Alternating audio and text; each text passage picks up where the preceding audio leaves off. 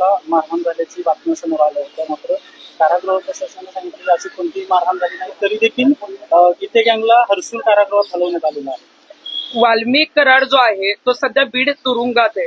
खरं तर बीड जिल्ह्याच्या तुरुंगामध्ये त्याला ठेवणंच चुकीचं आहे, कारण बीड जिल्ह्यामध्ये त्याला व्हीआयपी ट्रीटमेंट जी आहे ती जेलमध्ये मिळते.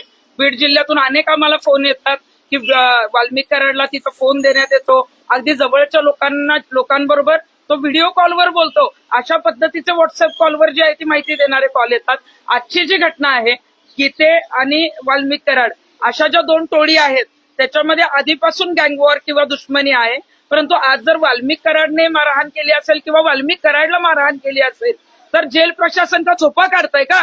याच्या आधी पोलिसांवर आरोप झालेत बीडच्या, आता जेल प्रशासनावर आरोप होत आहेत.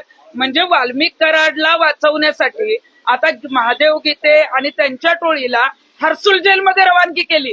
खरं तर ही रवानगी वाल्मिक कराड हे सुदर्शन गुलेची व्हायला पाहिजे, पण वाल्मिक कराड, सुदर्शन गुले आणि त्याच्या टोळीला व्हीआयपी ट्रीटमेंट दुसऱ्या जेलमध्ये देता येणार नाही, म्हणून त्यांना बीड कारागृहातच ठेवण्यात आलेलं आहे. मला वाटतं ज्या जेल प्रशासनाने ही निष्काळजीपणे हे हाताळलेलं आहे किंवा तिथं घडलेलं आहे, तर जेल प्रशासनाचे जे कोणी प्रमुख बीड जिल्ह्यात असतील त्यांची जी आहे ती तातडीनं बदली करावी आणि चांगले अधिकारी तिथं आणावे. त्यावेळी हर्सूल कारागृहामध्ये महादेव गीते आणि त्याच्या 4 साथीदारांची रवानगी करण्यात आली. त्यावेळेस महादेव गीतेने वक्तव्य केलेलं आहे की वाल्मिक कराडच्या सांगण्यावरून आम्हालाच मारहाण झाली आणि सीसीटीव्ही पडताळण्याची मागणी महादेव गीतेकडून करण्यात आली. महादेव गीतेने जर सांगितलं असेल की तिथे वाल्मिक कराड करूनच आम्हाला मारहाण झाली आहे, तर सीसीटीव्ही न्यायालयात जे आहेत ते तिथले हजर करणं जेल प्रशासनाने गरजेचं आहे.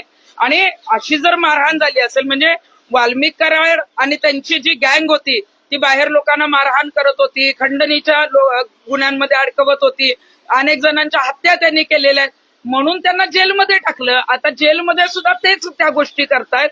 तर मला वाटतं की याच्यामध्ये एक सत्यता पडताळावी आणि वाल्मिक कराड आणि ही जी त्याची टोळी आहे, जे कोणी आरोपी संतोष देशमुखांच्या हत्येच्या संदर्भातले जेलमध्ये आहेत त्यांना विदर्भ असेल किंवा मराठवाडा इथं कुठल्याही जेलमध्ये न ठेवता मुंबईच्या जेलमध्ये त्यांची रवानगी करण्यात यावी.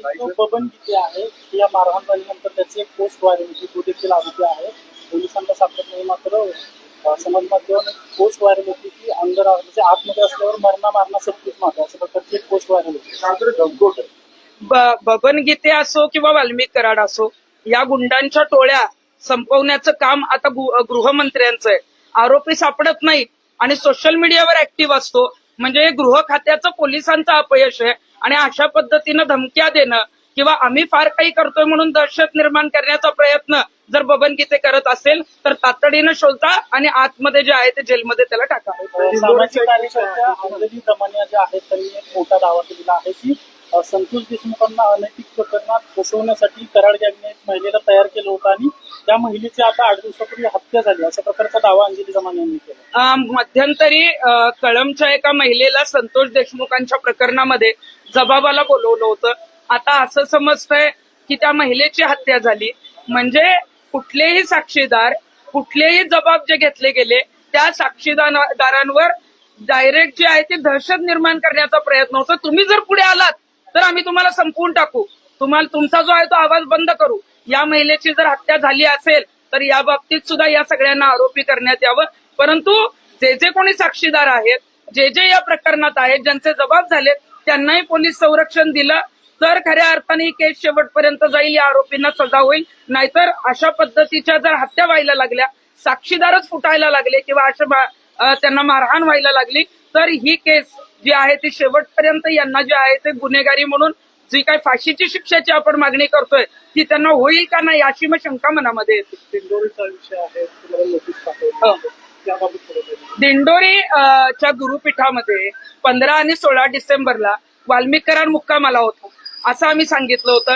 त्याच्यामध्ये दिंडोरीचे जे प्रमुख आहेत अण्णा मोरे म्हणजे श्रीराम मोरे जे मठाधिपती आहेत त्यांच्यावर सुद्धा आम्ही आरोप केले होते, कारण आमच्याकडे पुरावे आहेत. अनेक महिलांचे जे काही व्हिडिओ ऑडिओ आहेत त्याचे पुरावे आमच्याकडे आहेत. आणि हे प्रकरण दाबण्यासाठी अजून तर पोलिसांनी त्यांची अण्णा मोरे, त्यांच्या मुलांची, त्या गुरुपीठाची काहीच चौकशी केली नाही. त्याला तिथं व्हीआयपी ट्रीटमेंट देण्यात आली होती. अण्णा मोरे आणि त्यांच्या मुलांना सह आरोपी करा अशी आम्ही मागणी केली होती.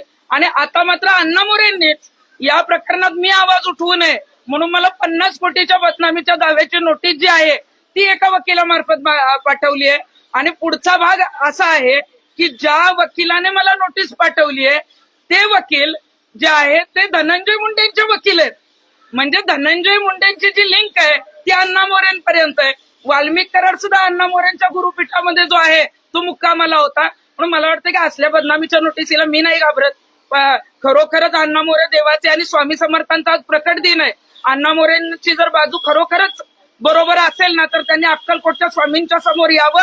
मी तिथे येते, पुरावे घेऊन येते आणि ते खोटे आहेत म्हणून सांगावं. आमच्याकडे सगळे पुरावे आहेत. अनेक महिलांवर त्यांनी अत्याचार केलेला आहे आणि त्या संदर्भात आम्ही जे आहे ते नाशिकचे सीपी डीजी यांनाही नोटीस पाठवली. परंतु कुठलेही पोलीस प्रशासन या मोरेंवर कारवाई करायला तयार नाही, कारण स्वतः मुख्यमंत्री त्यांच्या जवळचे असल्यामुळे मोरेंवर कारवाई होत नाही.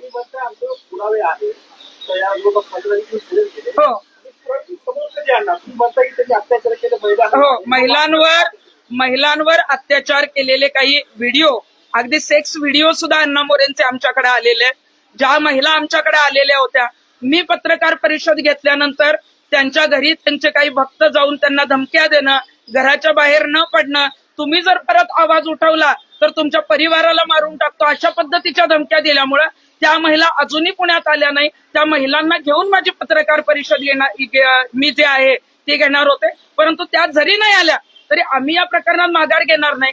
देवाचे भक्त असाल तर तुम्ही बदनामीचा दावा जो आहे 2 रुपये 3 रुपये 100 रुपयाचा दावा दाखल करायचा. हे पैशांचे भक्त आहेत म्हणून 50 कोटीचा दावा आमच्यासारख्या सामाजिक कार्यकर्त्यांवर दाखल करण्याची बदनामीची नोटीस पाठवत आहे. आम्ही असलेलं घाबरत नाही. जे काही सत्य आहे ते पुराव्यानुसार घेऊन जे आहे ते नाशिकला येणार आणि पुरावे सुद्धा लवकरच मी बाहेर देणार आहे. धनंजय मुंडेंनी कोरोना त्याच्यामध्ये त्यांनी धनंजय मुंडेंनी असं सांगितलं की मुलं माझी आहे तर बायको माझी नाही. कोडगीचं प्रकरण होतं. करुणा मुंडेंचं धनंजय मुंडेंच्या वकिलांनी असा दावा केला की मुलं धनंजय मुंडेंचे आहेत मात्र त्यांचं लग्न झालं. करुणा मुंडे आणि धनंजय मुंडे हे दोघंही पती पत्नी आहेत. करुणा मुंडे अनेक वेळा आमच्याकडेही ऑफिसला आलेल्या आहेत. करुणा मुंडेंकडे सगळे पुरावे आहेत. करुणा मुंडे या धनंजय मुंडेंच्या पहिल्या पत्नी आहेत आणि आता करुणा मुंडेंपासून झालेली मुलं जी आहेत ती माझी आहेत असं जे आहे ते धनंजय मुंडे सांगतात. परंतु प्रतिज्ञापत्रामध्ये करुणा मुंडेंचा उल्लेख पत्नी म्हणून त्यांनी केलेला नाहीये. म्हणूनच ते सांगतात की आम्ही लिव्ह इन रिलेशनशिप मध्ये राहतो, कारण त्यांची आमदारकी जाईल आणि म्हणूनच त्या मुलांना तुम्ही स्वीकारता पण त्या पत्नीला अनेक वर्ष साथ जी आहे ते करुणा मुंडेंनी धनंजय मुंडेंना दिलेली आहे. परंतु त्यांना ते नाकारत असतील तर ते पूर्णपणे चुकीचं आहे. करुणा मुंडेंना जे आहे ते सन्मानाने धनंजय मुंडेंनी स्वीकारणं गरजेचं आहे, जसं मुलांना स्वीकारलं. आणि त्यांच्या ज्या काही मागण्या आहेत त्यांचा कौटुंबिक वाद आहे तो बाहेर येण्यापेक्षा त्यांनी तो तिथल्या तिथं मिटवणं गरजेचं आहे.